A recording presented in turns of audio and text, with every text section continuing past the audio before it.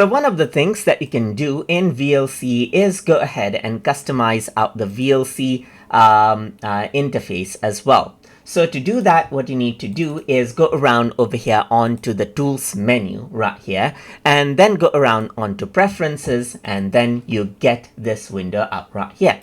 Now what you can do is go to the interface section, and here you see the interface settings as needed. So here you can see that you see something like use native style or use custom skin. So you can also choose custom skin if you want, but I'm just going to go to the native style right here. So it says resize interface to video size as well, just like this. Whenever it's playing, you can also start in minimal view mode right here, and once you go ahead and do that, whenever I go ahead and start a VLC media player, let's say for example, then what happens is that it starts in minimal view right here, just like this. So I can go ahead and right click right here, and then go around over here onto tools, onto preferences, and then change it out as you want. You can also show system tray icon right here as you want, and integrate video in interface, and even see full screen controls as you can see right here. So let me just go ahead and save it, and then go ahead and open out VLC Media Player again.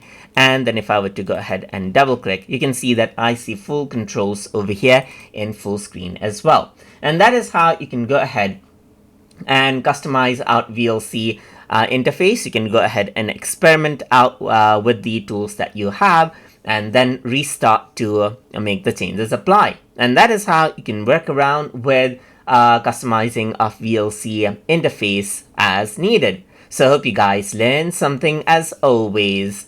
And as always, please like, comment, share, and subscribe.